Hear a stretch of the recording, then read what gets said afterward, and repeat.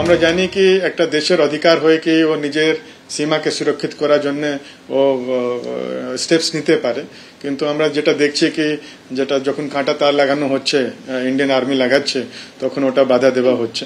এটা খুব আনফরচুনেট। এটা তো দুটোই দেশের জন্য সুরক্ষা নিয়ে এটা ভালোই হবে।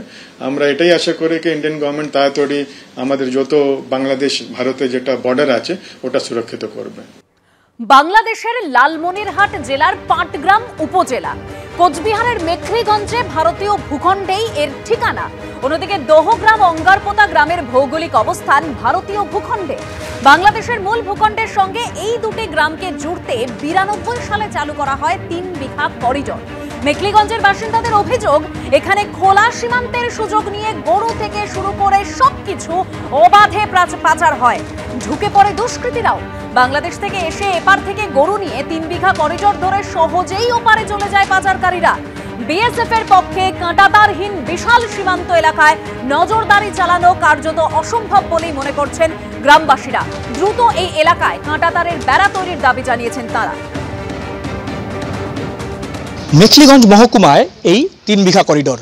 আমার ডান দিকে যে কাঁটাতারের বেড়া রয়েছে তার ওপারেই কিন্তু বাংলাদেশের মূল ভূখণ্ড, এবং আমার বাঁ দিকে ক্যামেরা পার্সন শুভ সাহাকে দেখাতে বলবো যে বাঁ দিকে এই করিডোর হয়েই কিন্তু ঠিক পৌঁছে যাওয়া যায় দাহগ্রাম, অঙ্গারপোতা, ছিটমহলে।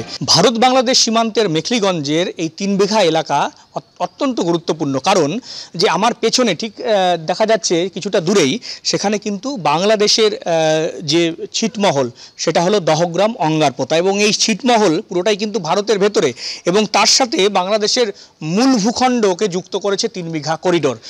যেমনটা স্থানীয় বাসিন্দারা বলছেন যে এই 3 বিঘা করিডোর দিয়ে দুষ্কৃতীরা ঢুকে যাচ্ছে দহগ্রাম, অঙ্গারপোতা, ছিটমহলে, এবং তারপরেই সেখানে পুরো ফাঁকা সীমান্ত, কোনো সীমান্তে কোনো কাঁটাতারের বেড়া নেই। সেই সুযোগ নিয়ে কিন্তু তারা ভারতে প্রবেশ করে যাচ্ছে। বিএসএফের নজরদারি রয়েছে, কিন্তু মাঝে মধ্যেই কিন্তু রাতের অন্ধকারে, কখনো ঘন কুয়াশায় এখান দিয়ে প্রচুর পরিমাণে মানব পাচার, এমন গরু পাচার ইত্যাদি কিন্তু হচ্ছে। কিন্তু দীর্ঘদিনের দাবি যে এই এলাকায় কাঁটাতারের বেড়া দেওয়া হোক, সেই দাবি করছেন স্থানীয় মানুষজন। এবং ইতিমধ্যে বিএসএফের সূত্রে যেটা জানানো হয়েছে যে এই যে দহগ্রাম, অঙ্গারপোতা, ছিটমহল, সেই ছিটমহলে কাঁটাতারের বেড়া তৈরির প্রক্রিয়া ইতিমধ্যেই কিন্তু তারা শুরু করেছে। এই কাঁটাতার তৈরি হয়ে গেলে অনেকটাই কিন্তু নিরাপত্তা সুনিশ্চিত করা যাবে ভারত সংলগ্ন এই মেখলিগঞ্জের এই এলাকায়। সাধারণ মানুষ যেটা দাবি করছেন যে এইভাবে যে কোনো সময় খোলা সীমান্ত দিয়ে তারা কিন্তু দুষ্কৃতি থেকে শুরু করে জঙ্গি সব কিছুই কিন্তু ঢুকে যেতে পারে ভারতে।